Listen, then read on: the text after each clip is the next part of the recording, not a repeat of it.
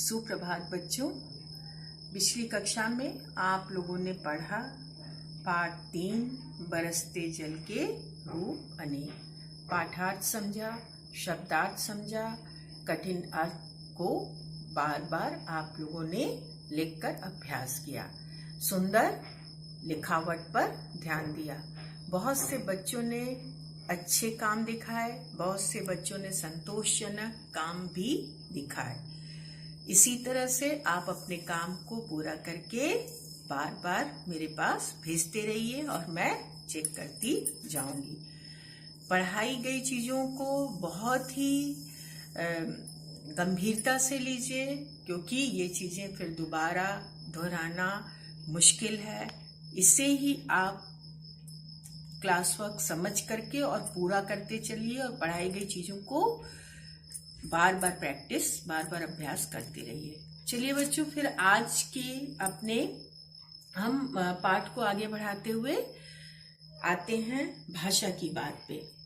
भाषा की बात में सब बच्चे अपने अपने इस पेज को खोल लेंगे और हम आएंगे पहला प्रश्न पर। पहला प्रश्न है, पाठ में आए जोर तथा बर्फ शब्दों के में नुक्ता वाले अक्षर ज और फ का प्रयोग हुआ है। अब आप अपनी ओर से इनका प्रयोग करके 4-4 शब्द लिखिए। बच्चों, पिछली कक्षा या यूं कहो कि प्रथम पाठ में साथी हाथ बढ़ाना में मैंने आपको नुक्ता के बारे में जानकारी दी थी। याद करिए, नुक्ता वाले शब्द वे शब्द हैं जो अरबी फारसी के शब्दों के रूप में, आगत शब्द के रूप में हमारी हिंदी भाषा में अपनाए गए, और नुक्ता वाले वर्ण ज और फ का प्रयोग हम लोग बराबर करते हैं। यहाँ पर ज और फ का प्रयोग हमें करना है। इन्होंने 2 शब्द दिखाए हैं इस ज और फ के, ठीक है।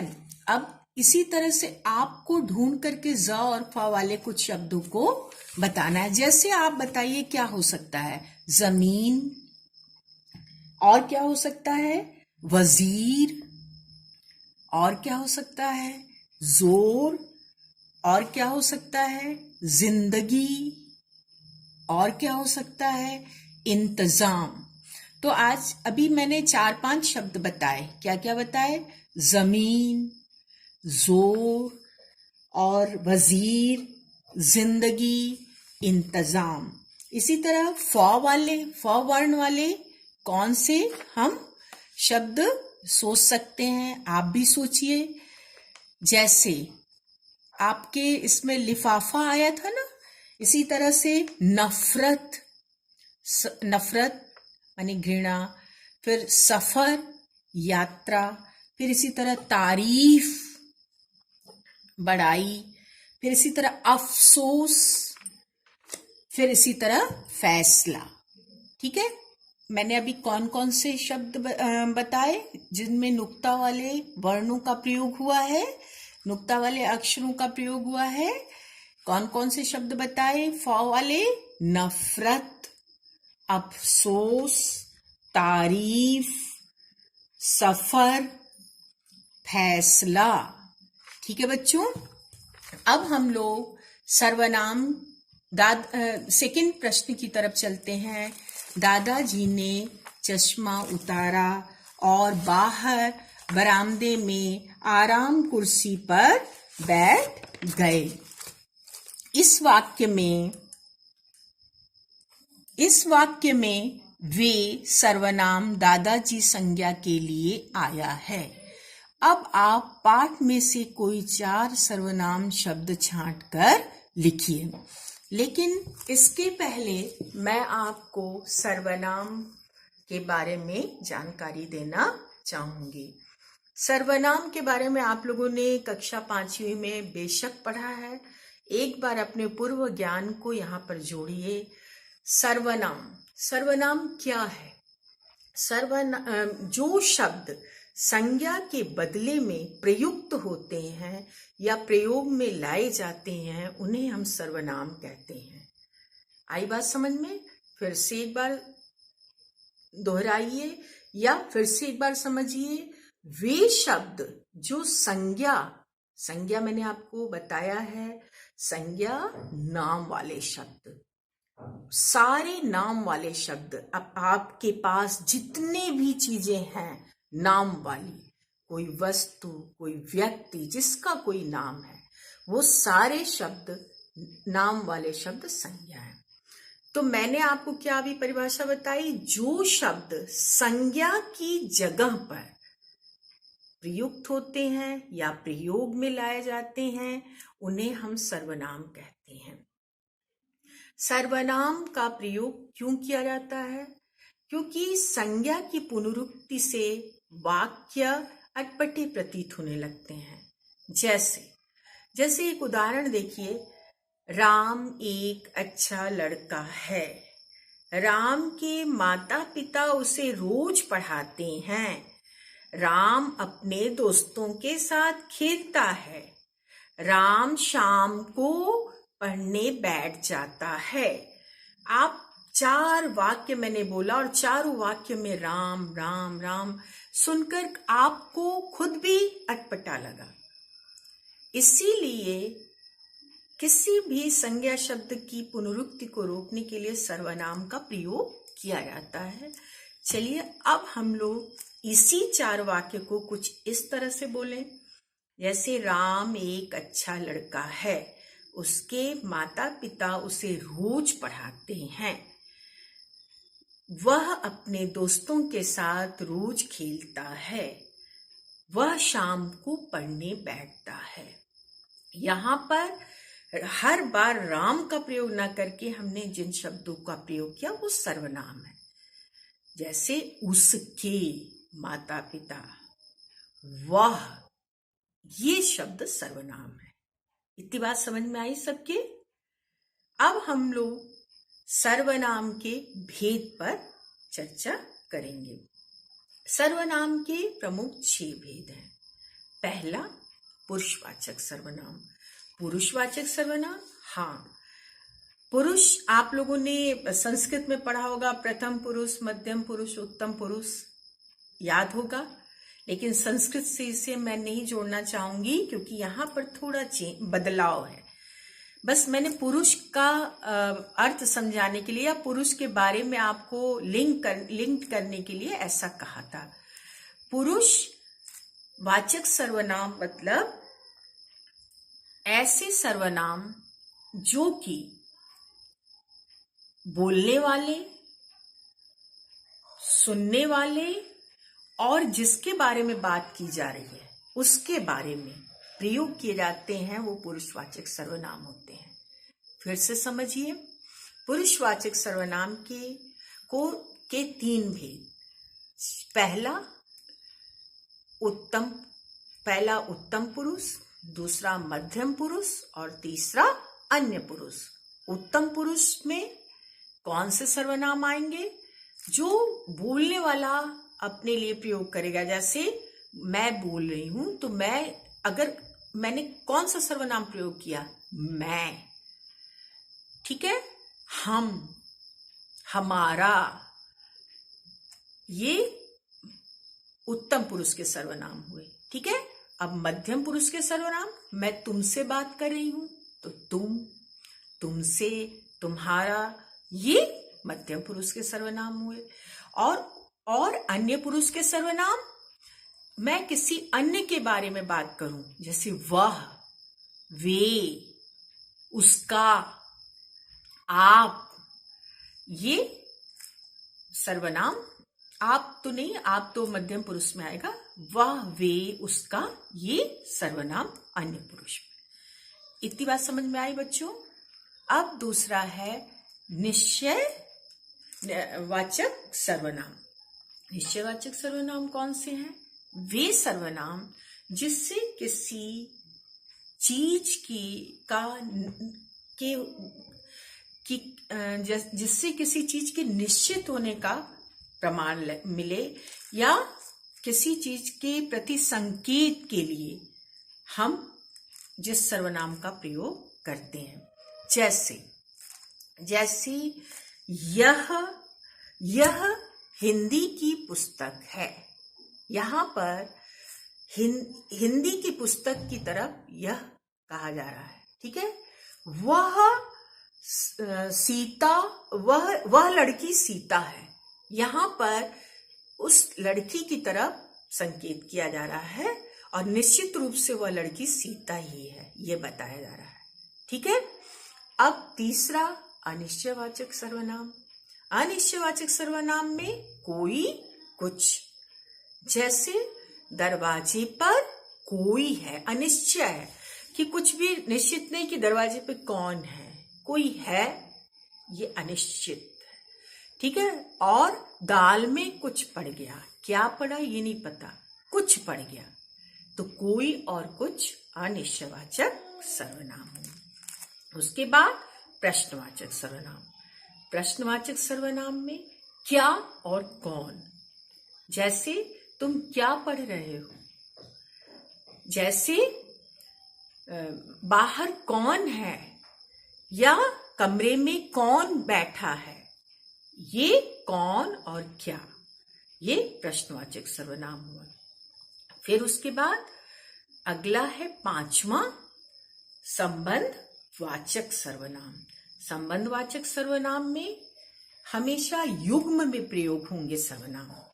युग्म में माने एक साथ नहीं प्रयोग होंगे, एक दूसरे से लिंक्ड रहेंगे, जुड़े रहेंगे। जैसे जैसा करोगे वैसा भरोगे, जैसा वैसा, जो वह, जो पढ़ेगा वह पास होगा। इतनी बात समझ में आई। अब उसके बाद निजवाचक सर्वनाम। निजवाचक सर्वनाम में अपने आप, स्वयं, खुद, ये आएंगे। आई बात समझ में। जैसे निजवाचक सर्वनाम में, जैसे मैं अपना काम स्वयं कर लूंगा, वह अपना काम खुद कर लेता है। इतनी बात समझ में आई। ये 6 सर्वनाम आप लोगों ने आज सीखे। अब हम लोग उसी सर्वनाम से जुड़ते हुए प्रश्न 2 की तरफ आएंगे।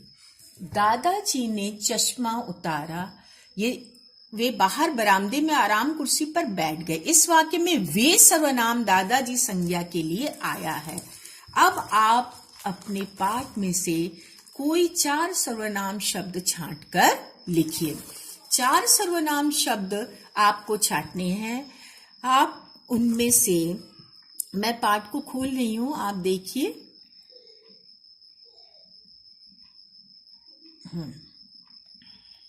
जैसे यहां पर देखिए वे आपको दिख रहा होगा, ठीक है बच्चों। फिर उसके बाद वे के बाद अब आगे देखिए, पढ़ते चलिए। फिर उसके बाद कौन सा, उसने, वे यहां पे लगाइए, उसने लगाइए। फिर उसके बाद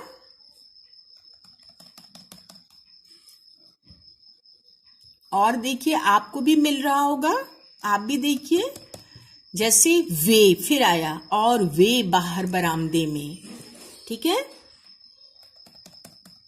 फिर उसकी अगली ही लाइन में मुझे तुम भी दिख रहा है, आप तुम पे भी निशान लगा सकते हैं। तुम सब है ना आगे, तुम सब, ठीक है। कहाँ, यहाँ तुम सब, ठीक। अब आगे हम लोग अगले पेज पे चलेंगे।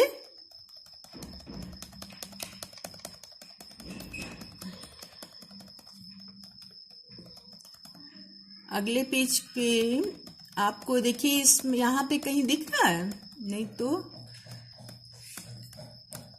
इसके, यहाँ पर इसके, ठीक है, इसके पे निशान लगा लीजिए। और उसके बाद और आपको यहां दिख रहा है उनके।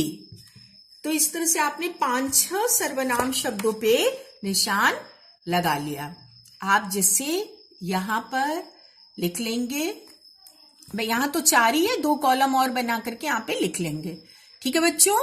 6 सर्वनाम शब्द आप इस प्रश्न के उत्तर में लिखेंगे। इस सारी चीजों को समझते चलिए, क्योंकि ये आज आपका होमवर्क यही है। इसको ध्यान से समझिए और कहीं भी कोई तरह का संदेह होगा तो सत्र के दौरान पूछ लीजिएगा। चलिए अब हम लोग तीसरे प्रश्न की तरफ चलते हैं। कुछ दिनों से बादल छाए हुए हैं मगर बारिश नहीं हो रही। इस विषय पर चित्रा और मानसी के बीच होने वाली बातचीत की कल्पना कीजिए और उन्हें संवाद के रूप में लिखिए। प्यारे बच्चों, हमारी भाषा का एक बहुत मुख्य भाग है रचना। रचना के द्वारा हम अपने विचारों को सुंदर वाक्यों में पिरोकर, सुंदर शब्दों से सजाकर लिख पाते हैं। रचना का ही भाग है डायरी लेखन, रचना का ही भाग है निबंध लेखन, रचना का ही भाग है पत्र इत्यादि। संवाद लेखन उसी रचना की एक कड़ी है। आज आप लोगों को दिए गए विषय पर रचना कार्य संवाद लेखन करना है। क्या है? यहाँ पर बारिश के बारे में दो सहेलियां बात कर रही हैं। क्या नाम है सहेलियों का? दो मित्र का नाम चित्रा और मानसी। चित्रा क्या कहती है? मानसी, लगता है आज बारिश जरूर होगी। मानसी, मुझे तो ऐसा नहीं लगता। चित्रा, क्यों? अब इसके आगे आप कुछ और भी जोड़ सकते हैं। अगर मेरी समझ में जो आ रहा है वो मैं बता रही हूं, आपकी इच्छा है कि आप इस पे क्या जवाब देते हैं। ठीक है? मानसी और चित्रा की जगह अपने आप को रख करके आप इन वाक्यों को लिखेंगे। मानसी, बादल तो रोज ही छाते हैं लेकिन वापस चले जाते हैं। बारिश कहाँ होती है? चित्रा, हाँ, तुम्हारी बात कुछ हद तक तो सही है। जानती हो ऐसा क्यों होता है? ऐसा ग्लोबल वार्मिंग के कारण होता है। मानसी, ये अभी मैंने आज के अखबार में पढ़ा कि मौसम विभाग ने सूचित किया है कि आज शाम तक तेज बारिश के आसार हैं। चित्रा, अच्छा, ऐसा है क्या? मानसी, हाँ, चलो तब तो मैं तुम्हारी बात पर विश्वास करती हूँ, बारिश जरूर होगी। अब अपने अपने घरों की ओर हम चलते हैं।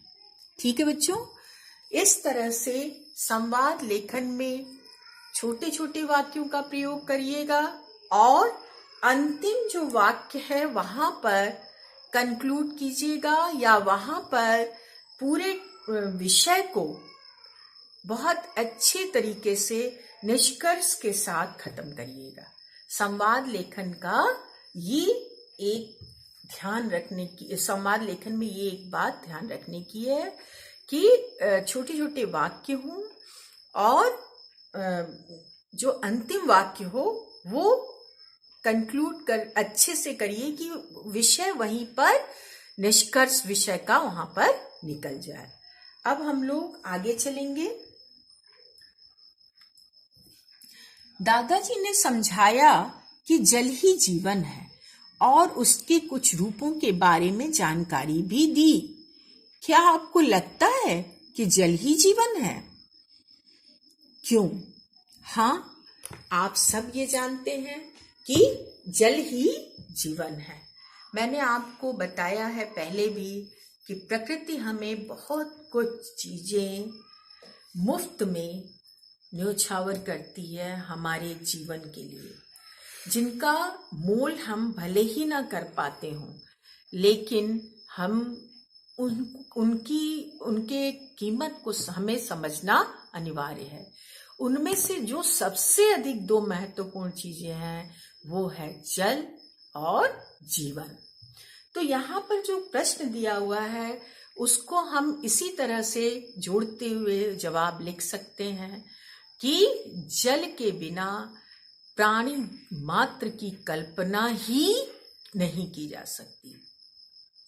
इसलिए जहां जल है वहां जीवन है, चाहे वो प्राणियों जानवर का जीवन हो, कीट पतंगों का जीवन हो, मनुष्य का जीवन हो, पेड़ पौधे, हर एक चीज के जीवन के लिए जल का होना जरूरी है। ठीक है बच्चों, अब आगे हमें जल का संरक्षण कैसे करना चाहिए। संरक्षण का अर्थ होता है रक्षा करना या हिफाजत करना। हम अपने जैसे आप भी अपनी कीमती चीज की हिफाजत करते हैं, उसे सजा कर संवार कर बड़े ही अच्छे तरीके से रखते हैं अपनी किसी भी बहुत प्रिय चीज को। उसी तरह से हर मनुष्य का ये कर्तव्य है कि जल को भी हमें बचाकर संभाल कर रखना चाहिए। जितना जरूरी हो उतना ही उपयोग करें, पहली बात। दूसरी बात, बारिश का जल जो हमारे पास बहुत अधिक मात्रा में अचानक आता है, उसे हम कहीं पर सुरक्षित करें, जैसे पुराने टैंक हों, पुरानी टंकियां हों, बड़े बर्तन हों, उनमें उसे सुरक्षित करें। घर के आसपास कच्ची जगहें छोड़ें ताकि वो जल यदि हम संरक्षित नहीं कर पा रहे हैं तो वो मिट्टी के द्वारा नीचे जाए और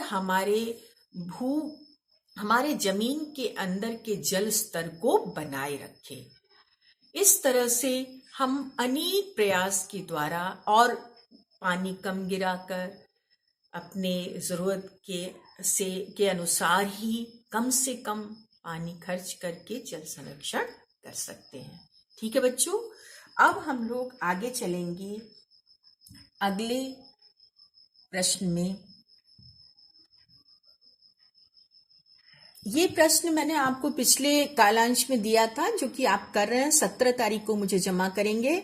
और ये 6 ऋतुओं की सूची या क्रियाकलाप मैंने आपको पहले ही करवा दी है। मैंने आपको बताया था, क्या क्या बताया था मैंने? वसंत, ग्रीष्म, वर्षा, शरद, हेमंत, शिशिर, और इसी के साथ 12 महीनों को जोड़ते हुए आपको बताया था पिछले कालांश में।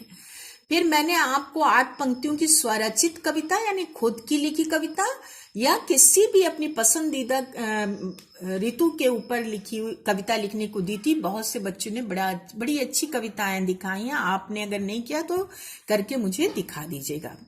अब अगले अंतिम प्रश्न की तरफ हम चलते हैं। जल संरक्षण पर एक स्लोगन बनाकर कक्षा में लगाइए। तो अभी कक्षा नहीं है, लेकिन आप एक स्लोगन सुंदर कलर भर के रंग भर करके आप एक स्लोगन जरूर लिखिएगा। जो आज का आपका होमवर्क मैं दे रही हूँ भाषा की बात, उसी के नीचे ये स्लोगन लिखिएगा। सुंदर लिखावट के साथ रंग भर करके एक सुंदर सा स्लोगन जल संरक्षण पर लिखिएगा। बच्चों, आज का सत्र खत्म करने के पहले मैं आपको एक जरूरी सूचना देना चाह रही हूँ। इस रविवार को आपका क्लास टेस्ट होगा, ऑनलाइन क्लास टेस्ट होगा, जिसमें आपके मुख्य 6 विषय जिनकी पढ़ाई चल रही है, उन 6 विषयों के टेस्ट होंगे। सारे मल्टीपल चॉइस वाले क्वेश्चन होंगे। हिंदी में बहुवैकल्पिक प्रश्न जिसे कहते हैं वो होंगे। आपका हिंदी का जो पोर्शन है वो है पाठ 1 साथी हाथ बढ़ाना। इस रविवार को आपका हिंदी का जो पोर्शन है वो है साथी हाथ बढ़ाना, और इस पाठ से केवल वस्तुनिष्ठ प्रश्न या बहुवैकल्पिक प्रश्न ही होंगे जो टिक मार्क वाले होते हैं, जिसकी प्रैक्टिस मैंने आपको पहले भी करवाई है। ठीक है बच्चों, अगर इससे संबंधित कोई भी संदेह होगा तो कल सत्र के दौरान आप पूछिएगा। ऐसी संभावना है कि ये ऑनलाइन कक्षा टेस्ट संडे को 10 बजे से शुरू होगा। अगर कोई फेर बदल होगा तो आपको आपके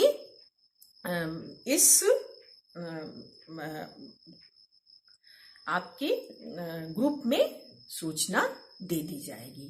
ठीक है बच्चों, धन्यवाद।